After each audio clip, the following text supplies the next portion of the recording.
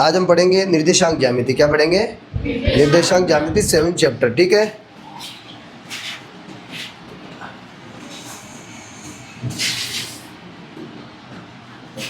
वैसे 9th class में आपने पढ़ी है, थोड़ी बहुत पढ़ा है ना। हाँ, तो इसके बारे में एक बार थोड़ा सा हल्का सा रिवाइज करवा देते हैं कि ये क्षैतिज अक्ष होती है जिसका नाम होता है एक्स अक्ष। ठीक है, और ये ऊर्ध्वाधर एक्सिस होती है, उसका नाम है वाई एक्स। अब बेटा एक को वाई डेस लिखा है, एक को वाई लिखा है, एक को एक्स डेस लिखा है, एक को एक्स लिखा है। क्यों लिखा है? क्योंकि इधर बेटा पॉजिटिव नंबर है ना। पॉजिटिव नंबर को अलग दर्शाने के लिए आपने क्या कर दिया? एक्स लिख दिया और बाकी वाले को डैश लिख दिया, माइनस वाले को। ठीक है, इस प्रकार से 1 2 3 4 5 बराबर दूरी पे होंगे सारे के सारे। ठीक है, ये -1 -2 -3 -4 etc 1 2 3 4। तो इसमें मुख्य बातें होती है वो ये होती है कि ये होता है फर्स्ट क्वाड्रेंट, ये सेकंड, ये थर्ड, ये फोर्थ।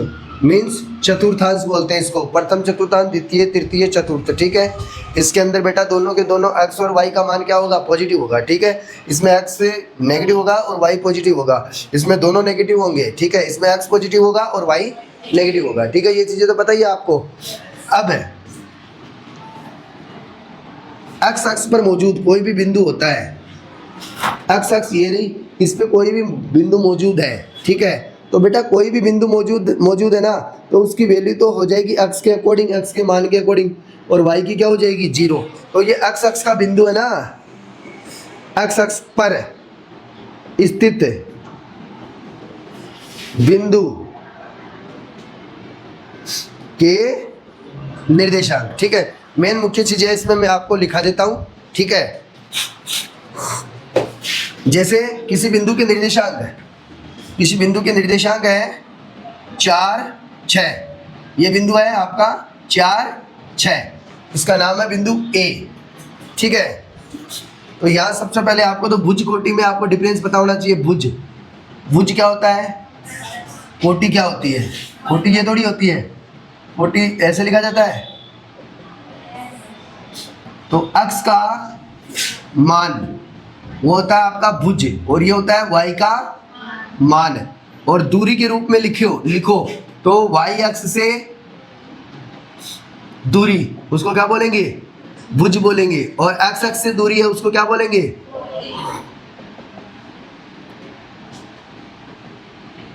तो यहां बिंदु P के लिए, बिंदु A के लिए, बिंदु A 4 6 उदाहरण हेतु। ठीक है, यहाँ क्या हो जाएगा? अक्ष का मान क्या है यहाँ पे बेटा?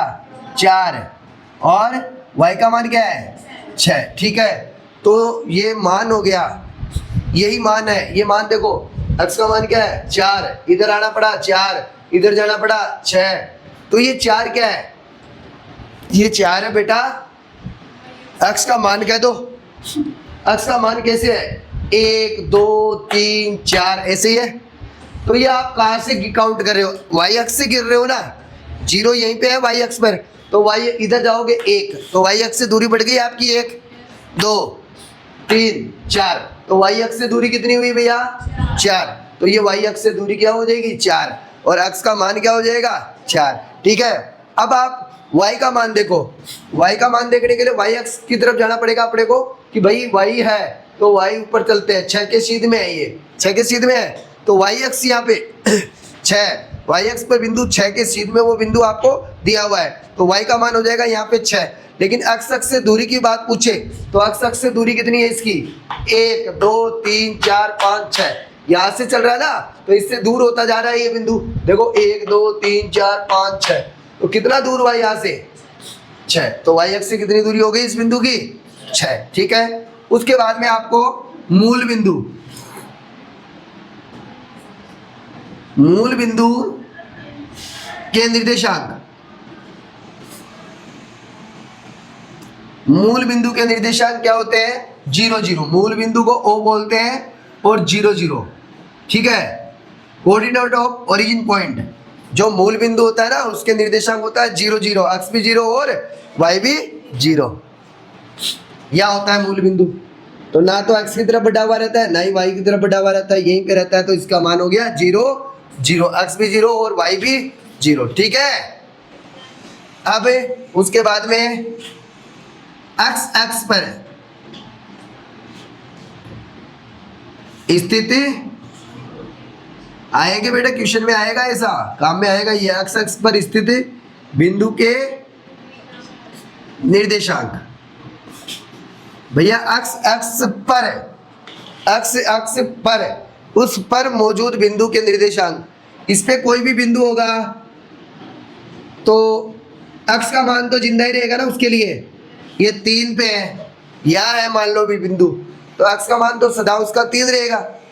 वो बिंदु यहाँ भी हो सकता है 4 हो जाएगा, यहाँ पे भी हो सकता है तो 5 हो जाएगा। तो मतलब x पे जहाँ रहेगा वो उसका मान x के अकॉर्डिंग आ जाएगा।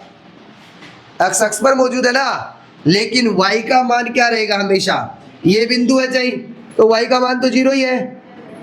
x पर लेना है, यहाँ नहीं लेना है, x पर, तो बेटा यहाँ लोगे तो 1 हो जाएगा y का मान, लेकिन x पर है तो y का मान तो 0 रहेगा हमेशा के लिए। x पे कोई भी बिंदु हो उसका y का मान क्या होगा, 0 होगा, ठीक है। तो इसी प्रकार y पर स्थित बिंदु, कोई भी बिंदु होगा जो y पे स्थित होगा उसके निर्देशांक क्या होंगे,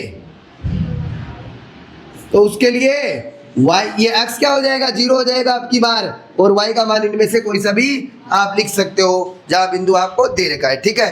तो x का मान क्या हो जाएगा, उसके लिए सदा 0 रहेगा, क्योंकि y x पर मौजूद है, तो इधर तो जा नहीं रहा है वो, ना इधर जा रहा है, तो x का मान तो इधर जाएगा तो प्लस का आएगा, इधर जाएगा तो माइनस का आएगा, और इसी पे रहेगा कोई बिंदु तो x का मान उसका 0 ही रहेगा, ठीक है। ये आपको याद रखने की चीजें हैं, ठीक है। उसके बाद में ये तो लगभग 9th क्लास तक का मैटर हुआ है ना।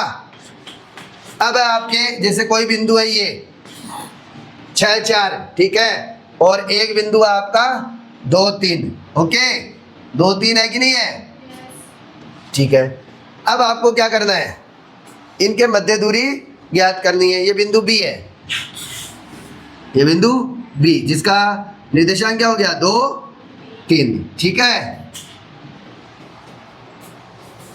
तो अब आपको बताना है दो बिंदुओं के मध्य दूरी। भाई निर्देशांक तो आप बता ही सकते हो, निर्देशांक तो दिए हुए भी आपको, इन दोनों बिंदुओं के बीच की दूरी क्या होगी। तो एक फॉर्मूला है दूरी सूत्र, क्या है दूरी सूत्र, तो इसको दो बिंदुओं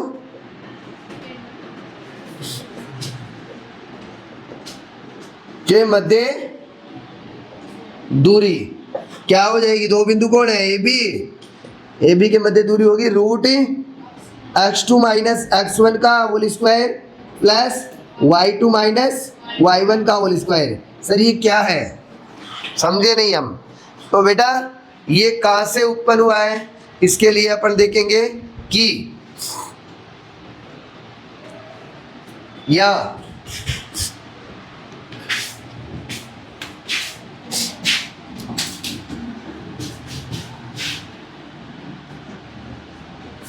यहाँ से यहाँ तक की दूरी, ठीक है, इसको इससे मिला दिया और इसको चलो इससे मिला दिया, इसको इससे मिला दिया और इसको इससे मिला दिया, ओके। अब देखो यहां से यहां तक की पूरी दूरी कितनी है भैया,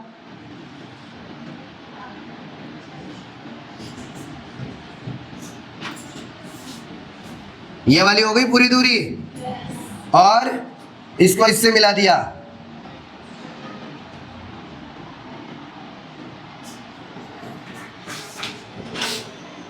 ठीक है, और ऊपर वाले को यहां मिला दिया।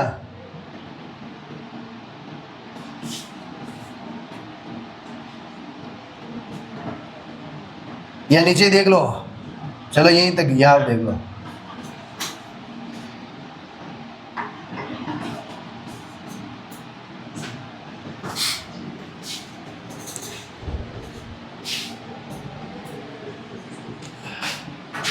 एक तो हो गई ये दूरी क्या है 6, क्या है ये y का मान है ना, तो इसको y2 मान लो, ठीक है। और 4 क्या है 4 ये है ना, ये पूरी 4 है, पूरी कितनी है 4, तो ये x2 हो गई, पूरी कितनी हो गई x2 हो गई। ये यहां से यहां तक की दूरी क्या है x2, इसको हटा दो।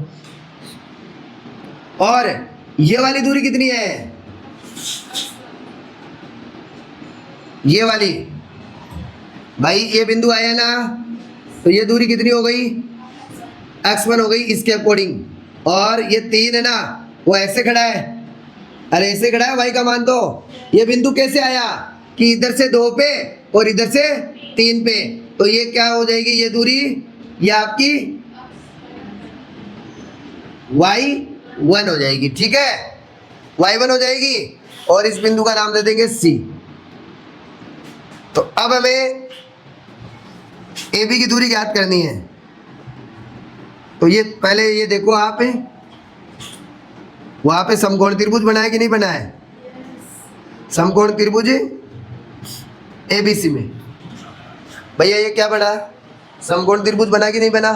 तो समकोण त्रिभुज में हमारे को क्या ज्ञात करना है, ये ज्ञात करना है AB क्या होता है कर्ण होता है, ठीक है, कर्ण होता है। तो ABC में पाइथागोरस प्रमेय से, तो क्या होता है बेटा AB बराबर क्या हो जाएगा, या AB का स्क्वायर बराबर होता है आपका, ये मान लो आप BC का स्क्वायर प्लस AC का स्क्वायर, आधार स्क्वायर प्लस लंब स्क्वायर, ठीक है। लेकिन आपको AB चाहिए तो रूट कर लिया, तो इधर तो AB हो गया, इधर रूट हो गया, BC का स्क्वायर प्लस AC का स्क्वायर, ओके।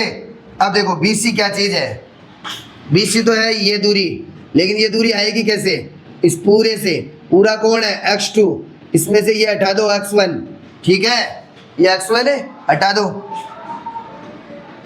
पूरा कौन है x2, इसमें से x1 घटा दो, तो आपकी BC आ जाएगी, उसका स्क्वायर हो जाएगा। उसके बाद में AC कौन है, AC ये रही, ये यहाँ से यहाँ तक की आपको मालूम है y2, और यहाँ से यहाँ तक की मालूम है y1, तो y2 में से y1 घटा दोगे तो ये AC बचेगी ना,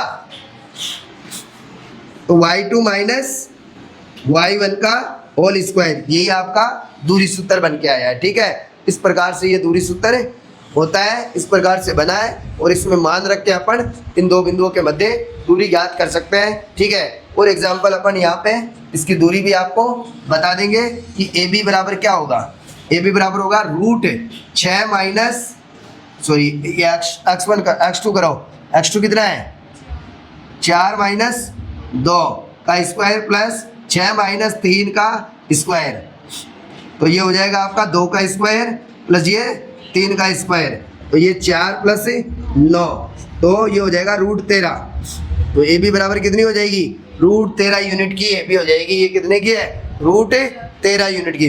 अभी जैसे यहाँ मान लो 16 आ जाता तो 4 आ जाता ना, रूट हो के स्क्वायर रूट हो जाता उसका, तो 16 का 4 आ जाता, तो 4 आ जाती है हमारे पास, फिक्स नहीं आ रही है फिक्स, तो रूट के अंदर लिख दिया हमने मान। तो ये दूरी कितनी है √13 की, जो भी यूनिट है इसकी सेंटीमीटर मीटर वो बाद में लग जाती है, ठीक है। तो ये आप लिखो पहले फटाफट ही।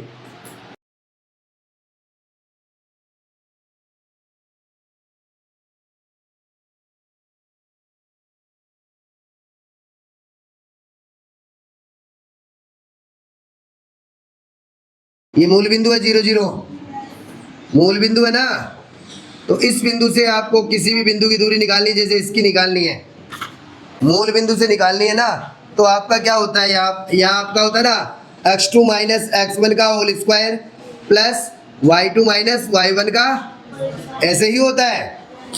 तो भैया x2 चाहिए, इसका मान, इसको 1 मान लो और इसको 2 मान लो, 2 वाले कोऑर्डिनेट मान लो, तो बेटा x2 रहेगा, x2 तो उसके पास है ना, इसका x1 क्या है 0, भैया इसका तो 0 ही होगा, यहाँ x2 और x1 मिलेगा आपको, सॉरी x2 और y2 मिलेगा, और यहाँ x1 y1 है, वो दोनों का दोनों मूल बिंदु है, ये तो मूल बिंदु है तो 0 है, 0 है ना, तो मूल बिंदु से किसी भी बिंदु की दूरी निकालनी हो ना, तो ये सूत्र में हम डालेंगे, दूरी सूत्र में, ठीक है।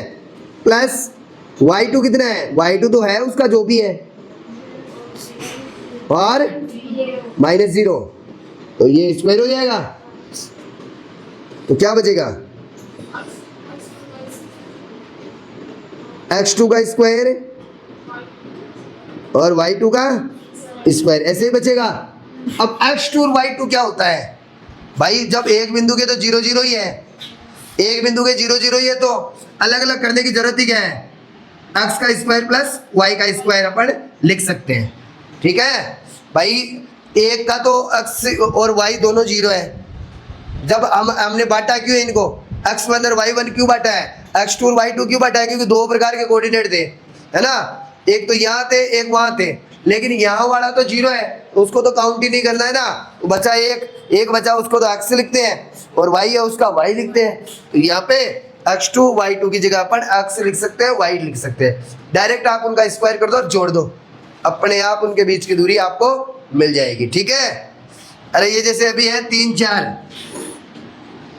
ये 4 है, ये 3 है, तो ये 3 4 दूरी है, ये दूरी है, तो मूल बिंदु से कितनी दूरी हो जाएगी, मूल बिंदु से दूरी हो जाएगी 3 का स्क्वायर प्लस 4 का स्क्वायर, 9 प्लस 16 मीन्स 25, यानी 5 सेंटीमीटर। ओके, यहाँ से यहाँ तक की दूरी कितनी है, 5, ठीक है। एग्जाम्पल देखो, अब ये आप लिख लेना, बुक में लिखा हुआ है मूल बिंदु के निर्देशांक, मूल बिंदु से दूरी, किसी भी बिंदु की मूल बिंदु से दूरी क्या हो जाएगी, root x square plus y square.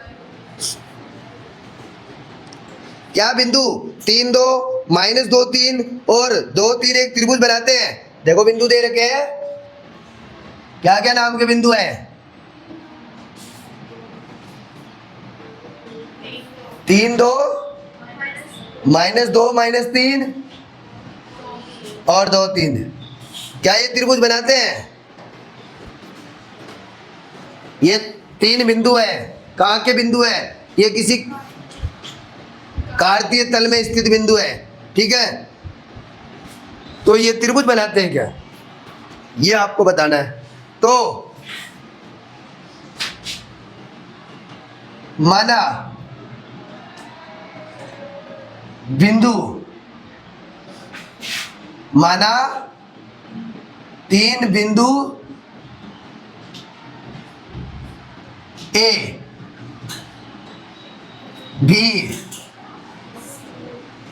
व सी 2 3 है,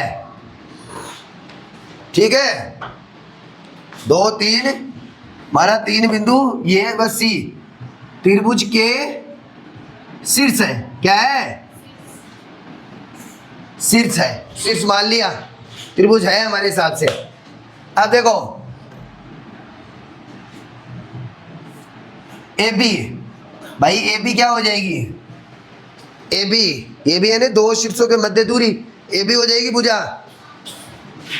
तुम लोग बोले हो रहे यार, ए बी सी, इसके निर्देशांक ये रहे, इसके निर्देशांक ये रहे, इसके निर्देशांक ये रहे, 3 2 -2 -3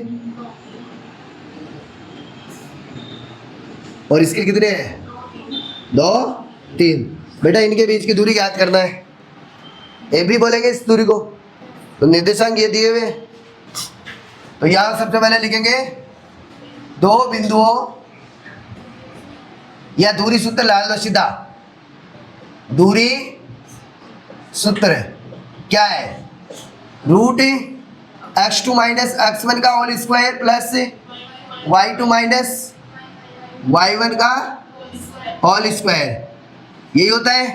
तो अब हम ए बी दूरी निकालेंगे, ए बी दूरी याद करेंगे, x2 क्या हो गया, ये मान लो, अरे इसमें से ले लो, ये 2 वाला ये 1 वाला, -2 -3 का स्क्वायर प्लस -3 -2 का स्क्वायर हो गया। अरे ये x2 है, ये y2 है, x2 - x1 y2 - y1, समझ रहा है, तो ये हो जाएगा -5 का स्क्वायर प्लस -5 का स्क्वायर, तो ये भी 25 और ये भी 25, कितना हो गया, रूट 50, ये आया आपके पास में ए बी। तो उसके बाद में बी सी, बी सी क्या हो जाएगा, बी सी। तो ये 2 है, ये 1 है, ये 2 है, ये 1 है, लेकिन इसके माइनस लगा हुआ है ना, तो इसको पहले लिख लो आप, इसको 2 वाला लिख लो, ये 2 हो जाएगा और ये 1 हो जाएगा, समझे। अरे 2 वाले में से घटाना होगा ये, तो माइनस का नंबर पहले आ जाएगा। तो -2 का होल स्क्वायर प्लस -3 का होल स्क्वायर, तो 4 का स्क्वायर प्लस -4 का स्क्वायर प्लस -6 का स्क्वायर, तो ये हो जाएगा 16 प्लस 36, कितना हो जाएगा, √52। उसके बाद में आया क्या, AC। आपको ये प्लस का ये प्लस का किसी को भी आप लिख सकते हो, ठीक है। तो आपने ये ले लिया 2 या ये ले लिया 2, चलो ये ले लिया 2, x2 माइनस x1 का whole square plus y2 minus y1 का होल स्क्वायर।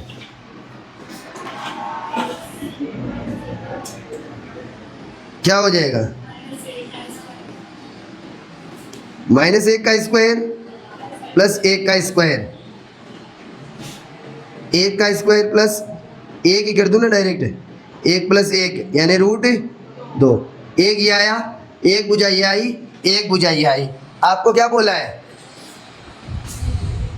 क्या त्रिभुज बनाते हैं क्या? यदि हाँ तो बताइए किस प्रकार का त्रिभुज बनता है। देखो त्रिभुज बनाते हैं क्या, त्रिभुज में हमने ये पढ़ा है कि त्रिभुज तभी बनेगा जब दो भुजाओं का योग तीसरी भुजा से ज्यादा होता है। बेटा इन दो भुजा का योग इससे ज्यादा होना ही चाहिए तो ही त्रिभुज बनेगा, वरना नहीं बनेगा। इन दो भुजा का योग इससे बड़ा होना चाहिए तो ही बनेगा। सब जगह घुमा फिरा के दो भुजाएं कोई सी भी हो सकती है ना। जैसे आपने देखा कि ये 3 है, ये 4 है, 3 है, 6 है और 2 है, क्या ये त्रिभुज बनेगा? देखो इन दो का योग क्या होता है 8, 9, इससे ज्यादा है, अच्छी बात है। इन दो का योग इससे ज्यादा है, बन रहा है अभी तक तो, लेकिन बेटा इन दो का योग इससे ज्यादा है क्या? नहीं है, नहीं है तो त्रिभुज नहीं बनेगा। Not possible of this type triangle. क्यों नहीं बनेगा? वो इसलिए नहीं बनेगा कि एक तो 6 की एक 3 की एक 2 की भुजा पॉसिबल नहीं है, क्योंकि सबसे पहले हम भुजा खींचनी चाहेंगे 6 की खींचेंगे ना। तो देखो इसको मैं डिवाइड करता हूं, ये 1 है, ये 2 है, ये 3 है, ये 4 है, ये 5 है, ये 6 है, समझ गए? ये 0 है, समझे? ये 6 सेंटीमीटर की भुजा खींच दी आपने। उसके बाद में 3 वाली खींचेंगे तो प्रकार को 3 सेंटीमीटर खोलते हैं। ये पढ़ा आप लोगों ने 7th 8th में बनाए होंगे। 3 सेंटीमीटर का आपने चाप काटा, ऐसे काटा, यहाँ पे कटेगा, यहाँ पे कटेगा, कहीं पे भी कटेगा, तो ये भुजा तो कितने की हो जाएगी? 3 की हो जाएगी ना। अब दूसरी तरफ से 2 सेंटीमीटर का काटेंगे, 2 सेंटीमीटर का प्रकार को खोला, इतना ही खुलेगा, और ये चाप काटा, ठीक है? ये चाप काटा तो बेटा ये जिंदगी में नहीं कटेगा, आपस में नहीं कटेगा ना। ये अपने रास्ते जा रहा है, ये अपने रास्ते जा रहा है, पूरा घुमा लो चाहे पूरा चाप काट लो, और इसको भी पूरा घुमा लो चाहे, नहीं कट रहा है ना, तो कटेगा नहीं तो त्रिभुज कहाँ से बनेगा? कटेगा कब? जब ये दोनों भुजाओं का योग तीसरी भुजा से ज्यादा होगा तभी कटेगा, बराबर होगा तो भी नहीं चलेगा। यहाँ पे देखो 3 3 हो जाएंगे ना, या 4 2 भी हो जाएंगे, ये 4 की काट लो, ये 4 का चाप ऐसे कट जाएगा, तो भी त्रिभुज नहीं बनेगा। कट तो रही है लेकिन यहीं पे कट रही है, उसी भुजा पे कट रही है, तो कौन सा त्रिभुज यहाँ पे नहीं बनेगा? कोई सा भी त्रिभुज नहीं बनेगा। कुछ तो बड़ी होनी चाहिए, 4 2 6 होता है ना, तो 6.25 होनी चाहिए, 6.1 की भी होनी चाहिए, 6.2 की चलेगी, 6.1 की चलेगी, ठीक है? तो कुछ ना कुछ 6.1 की होगी, तो ये 4.1 की होगी, 4.1 की होगी तो यहाँ कटेगी ना, फिर यहाँ कटेगी तो झट से मिल जाएगी, अब बन जाएगा त्रिभुज, समझे? तो इस प्रकार से त्रिभुज कब बनता है? जब त्रिभुज की 2 भुजाओं का योग तीसरी भुजा से ज्यादा होगा तभी त्रिभुज बनेगा, वरना नहीं बनेगा, ठीक है? तो यहाँ पे त्रिभुज बन रहा है क्या, यही चेक करना हमारे को कि 2 भुजा का योग तीसरी भुजा से ज्यादा है कि नहीं है।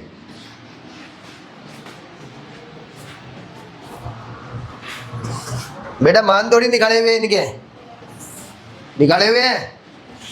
बोलो रूट 50 के बताओ। 7.07। ठीक है, लगभग है।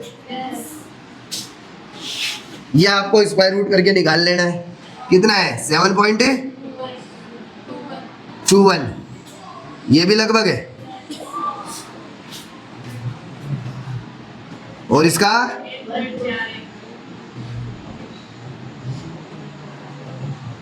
अब देखो, दो भुजाओं का योग तीसरी भुजा से ज्यादा हो रहा है, इन दो को जोड़ेंगे 7 और ये 1 है, 8 हो जाएगा, ज्यादा है ना। इन दो को जोड़ेंगे तो 1 से ज्यादा है, बची कौन सी? इसको और इसको जोड़ेंगे तो इससे ज्यादा है। तो यहाँ दो प्रत्येक स्थिति में ऐसे लिखोगे, प्रत्येक स्थिति में दो भुजाओं का योग तीसरी भुजा से अधिक है, अतः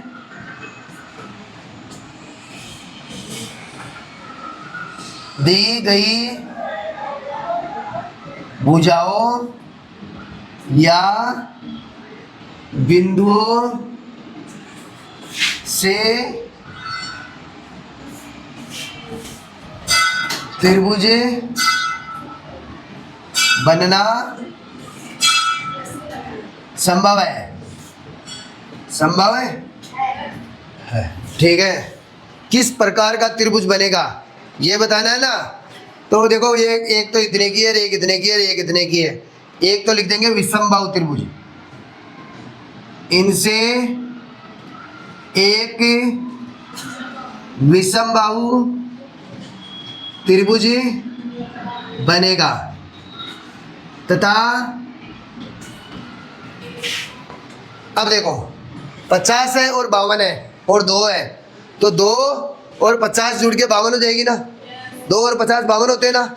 रूट तो नहीं होते हैं, रूट 50 और रूट 2 जुड़ के नहीं होते हैं। रूट 2 का स्क्वायर और रूट 50 का स्क्वायर वो जरूर रूट 52 हो सकता है, ठीक है ना। वो कैसे हो सकता है कि उनका स्क्वायर होगा तो रूट कैंसिल हो जाएगा, तो 50 और 2 52 हो जाएंगे, और उधर रूट 52 है ना, उसका भी स्क्वायर होके वो 52 हो जाएगा। तो देखते हैं, रूट 2 का स्क्वायर प्लस रूट 50 का स्क्वायर, ठीक है। तो क्या हो जाएगा? 2 प्लस रूट 2 प्लस 50 मतलब 52, ठीक है। और इधर क्या है? तीसरी भुजा 52 का स्क्वायर, तो इधर भी 52, इधर भी 52। अतः यह एक समकोण त्रिभुज भी होगा। क्या होगा? समकोण त्रिभुज भी होगा। होगा कि नहीं होगा? समकोण त्रिभुज में लागू होता है। दो भुजाओं के वर्ग का योग तीसरी भुजा के वर्ग के बराबर होता है। तो ऐसा हुआ है यहाँ पे, उनके बराबर ही है 52 52। तो ये बिल्कुल क्या होगा? एक समकोण त्रिभुज होगा, ठीक है। लिखो।